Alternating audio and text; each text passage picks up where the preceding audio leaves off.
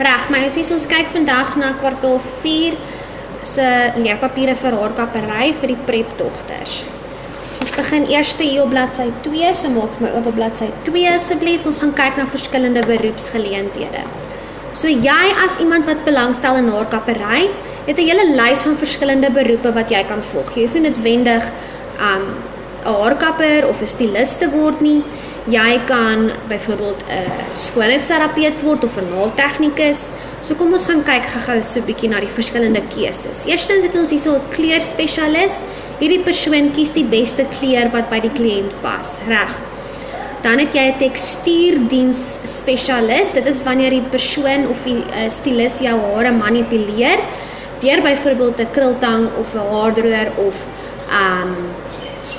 'n straightener te gebruik om die tekstuur van jou hare te verander, reg. Na byvoorbeeld golwend of bewegend. Dan kan jy 'n haarstylist vir TV, rolprente en teater word. So jy kan basies dan nou die mense wat dan nou in daardie spesifieke fliek of in daardie spesifieke televisieprogram speel, se hare doen. Dan 'n salonhaarkapper is wanneer jy fisies in die salon werk. Jy kan die mense se hare sny, stileer, kleur en reguit maak. En dan 'n stylist doen maar eintlik basies dieselfde. Hulle kan ook hare kleur, shampoo, sny, droogblaas en algemene skoonheid verbeter. Reg, dan gaan kyk ons na belangrike terme wat jy moet ken. Eerstens kyk ons na 'n barbier, reg, dis 'n persoon wat slegs met mans se hare werk of met manlike kliënte. Reg, hulle sal gewoonlik aan die haarstyle verander en hulle sal selfs die mans se baarde skeer. Dan 'n skoonheidsterapeut is 'n persoon wat gekwalifiseer is om 'n verskeidenheid behandelinge binne in 'n salon uit te voer. So dit kan enigiets insluit van 'n massering na 'n facial, na 'n jou hare kleur, jou nails doen, enige so iets. Dan 'n naaldtegnikus spesialiseer in naalddienste, soos om vir jou 'n manicure te gee, om byvoorbeeld jou nails vir jou te verf, om akriel of gel op te sit. 'n Ontvangsdame groet die kliënte, maak afsprake en beantwoord navrae. 'n Salon-eienaar is 'n persoon wat die besigheid besit. Dan 'n stylist is 'n gekwalifiseerde persoon wat dienste soos sny, stilering, kleur ensovoorts behartig, en 'n grimeerkunstenaar is iemand wat iemand se grimering doen vir 'n spesiale geleentheid. Reg, dan as 'n haar stylist of 'n haarkapper is dit belangrik dat jy altyd jou beste lyk. So hier's 5 maniere gelys waarop jy kan seker maak dat jy jou beste lyk. Eerstens, persoonlike higiëne. Bad elke dag, was jou hare, maak jou naels skoon, borsel jou tande, wees netjies. Dan persoonlike versorging. As 'n stylist sal jou aantreklike voorkoms verseker dat jou kliënte jou as professioneel beskou. So as jy gaan staan voor jou kliënt met hare wat 3 weke laas gewas is, naels wat uitgegroei is en jou asem wat stink, dan gaan hulle nie terugkom na jou toe nie, want hulle sien jou nie as professioneel nie. Haarversorging, sny jou hare gereeld en volg haarstyle wat in die mode is. Gebruik ook stileringsgereedskap om definisie en volume te gee waar jy dit graag wil hê. Vierdens, 'n gesonde gees en liggaam. So jou geestesgesondheid en jou fisiese gesondheid hou verband met mekaar. So as jy gelukkig is in die werk wat jy doen, sal jou fisiese gesondheid ook goed wees. So maak seker dat jy gaan kyk na jou gesondheid. En dan verminder stres, want jou stres beïnvloed jou persoonlikheid. Dit maak jou kwaai en ongeskik. So maak seker dat jy jou stres hanteer, en as jy stres het, om dit te verminder deur 'n gebalanseerde lewenstyl te handhaaf. Reg, dan kommunikasievaardighede. Kommunikasie is belangrik om te verseker dat jy as 'n haarkapper en jou kliënt mekaar verstaan. So stel die kliënt gerus, verduidelik jou plan wat jy gaan volg om seker te maak dat die kliënt tevrede is met die uitkoms. Met ander woorde, sê vir haar hoe jy gaan maak om haar te kry om reguit hare te hê, of om haar van donker hare af na blonde hare toe te vat. Maak ook seker jy verstaan wat jou kliënt wil hê. Luister en maak seker jy weet presies wat hulle bedoel. Maak ook seker hulle verstaan wat jy aanbeveel, want jou werk as 'n haarkapper of as 'n stylis is nie net om te doen wat hulle jou vra nie, maar ook om raad te gee en te sê, maar hoor, jou haartekstuur gaan nie werk by die styl nie, of jou vel is te lig om hierdie kleur hare te hê. Reg, dan gaan kyk ons na veiligheid in 'n salon. Veiligheid van elektriese toerusting. Onthou, enige vorm van toerusting is gevaarlik, maar wanneer jy nou nog elektrisiteit bysit, maak dit extra gevaarlik. So, maak seker jy weet hoe werk die toerusting. So, lees die instruksies. Ontkoppel dit wanneer jy dit klaar gebruik het. Moet nooit die koord trek nie. Trek aan die prop nadat jy hom by die muur afgeskakel het. Hou alle drade en proppe in goeie toestand. Inspekteer die toerusting gereeld. Herstel alle drade en proppe en moenie muurproppe oorlaai nie. So dis lekker om dalk 'n muurprop te gebruik wat meer as een koord kan inprop, maar pas op dat jy nie te veel in een sit nie. Selfs met verlengingskoorde. Dan gaan ons gaan kyk na verskillende tipes kommunikasie en die beste een wat jy moet gebruik in 'n salon. So ons het selfgeldende kommunikasie, passiewe kommunikasie, aggressiewe kommunikasie en dan passief-aggressief. So uit hierdie 4 uit is die beste een om in 'n salon te gebruik selfgeldende kommunikasie.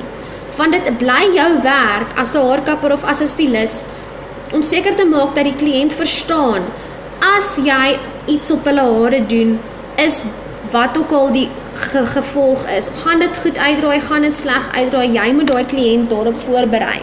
So jy vertel vir iemand hoe jy voel oor hulle idee op 'n respekvolle manier. Reg, dis die klem van selfgeldende kommunikasie is om dit op 'n respekvolle manier te doen. Dan passiewe kommunikasie, jy luister nou maar net wat jou kliënt sê en jy sê niks daaroor nie.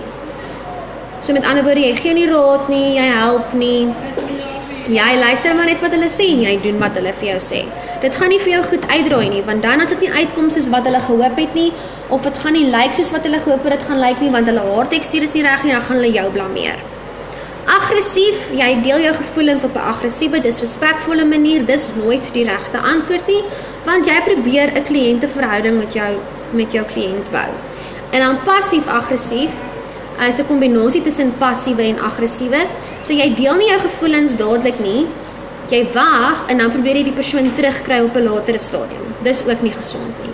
So soos ek nou net reeds gesê het, die beste vorm van kommunikasie is selfgeldende kommunikasie, aangesien jy vir 'n kliënt moet kan sê of dit wat hy of sy in gedagte het sal werk. Reg. Dit is wel belangrik om respekvol te bly. Reg, dan nie-verbale kommunikasie, dit wat jy kommunikeer sonder om jou woorde te gebruik. Nou, daar is verskillende maniere om nie-verbaal te kommunikeer. Jy kan met jou gesigsuitdrukking, oogkontak, postuur, liggaamstaal, stemtoon en gebare kan jy uitbeeld wat jy voel. So dit is belangrik om bewus te wees van dit wat jou nie-verbale kommunikasie vir mense rondom jou sê. Maak seker die kommunikasie wat jy nie-verbaal uitstraal, nie die kliënt beledig en ongemaklik maak nie. Reg, dan blaai ons om, ons is nou op bladsy 4. Higiëne, salonhigiëne. So eerstens moet jy warm en koue lopende water in jou salon hê sodat jy die kliënt se hare kan was. Dan moet jy daagliks wasgoed soos handdoeke was en seker maak dit is skoon en droog. Gereedskap moet voor en na elke diens skoongemaak word. Vloeibare seep en papierhanddoekrol moet by elke wasbak beskikbaar wees. Geen eetgoed in werksareas nie, alle oppervlaktes skoon. Drinkgoed en rook nie toegelaat nie, geen kinders en diere wat rondhardloop nie. En onthou om jou gereedskap en instrumente te ontsmet. Nog 'n manier om dit te doen is om dit te kook in water wat 100 grade Celsius is en dit maak dan die mikroorganismes dood. Goed, volgende die areas in 'n haarsalon. Eerstens kry ons die ontvangsarea, dis die eerste area wat jy betree wanneer jy in die salon inkom. Dis waar jy gegroet word en ingeboek word en dan vra jy gewoonlik om 'n bietjie te wag totdat jou stylis gereed is. Jou wagarea moet 'n gemaklike area wees waar jy kan ontspan. Gewoonlik sal daar tydskrifte of leesmateriaal wees, sowel as verversings terwyl jy wag. Shampoo areas waar kliënte in 'n gemaklike waseenheid wat kan stel, gaan sit om hulle hare te was en te kondisioneer. Sny en stileringsarea, this is where the magic happens, reg? Dit is waar jy jou hare sny, waar jy dit reguit maak, waar jy dit krul, om dan nou die effek te kry wat jy graag wil hê. Wasgoedarea is 'n privaat area. Jy kan nie jou wasgoedarea in die middel van jou salon nie, dis baie onprofessioneel om dan jou handdoeke en jou ander noodsaaklikhede te was in die middel van die salon. So maak seker dit is 'n privaat area wat afgesonder is van die res van die salon. En dan jou kombuisarea is waar jy vir fashions vir jou kliënte en jou personeel kan voorberei. Reg, dan is ons op bladsy 5 stileringsgereedskap. Goed. So jy hoef nie te weet hierdie skêr is 'n gewone skêr, hierdie skêr is 'n eidenskêr nie. As ek vir jou een van die twee prentjies gee, moet jy net vir my sê dis 'n haarsny skêr. Dan kry ons handdoeke, 'n tintborseltjie. Hierdie is borsels wat jy gebruik wanneer jy jou hare droog plaas met 'n haardroër, so blou drying borsels. Dan het ons 'n afstofborseltjie wat ons gebruik om los hare van die klere en die vel af te haal nadat jy iemand se hare, veral iemand met kort hare soos 'n man, wanneer jy iemand se hare en sy baard klaar gesny het. Reg, dan sien ek hier is 'n foutjie. Hierso staan hierdie is 'n straightener, hierdie is nie 'n straightener nie, dit is 'n stortkappie. Reg, 'n haardroër, 'n mantel wat gebruik word om die klere van die kliënte beskerm, 'n voorskoot wat jy as haarkapper dra om jou klere te beskerm. Reg, ek sien hier's weer 'n foutjie. Hier sê dit pinkelknippe. Reg, dit is nie hoe 'n pinkelknippie lyk nie. Jy kan hom sommer heeltemal uit jou leerpapier uithaal. Hy is gelukkig nie in die toets nie. Dan kry jy perm sponsies, verdelingsknippe, 'n haarknipper wat jy gebruik om kort hare mee te skeer, 'n straightener,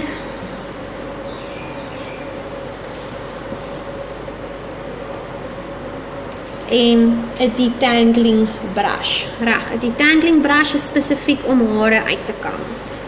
Jy kan dit gewoonlik op nat hare ook gebruik.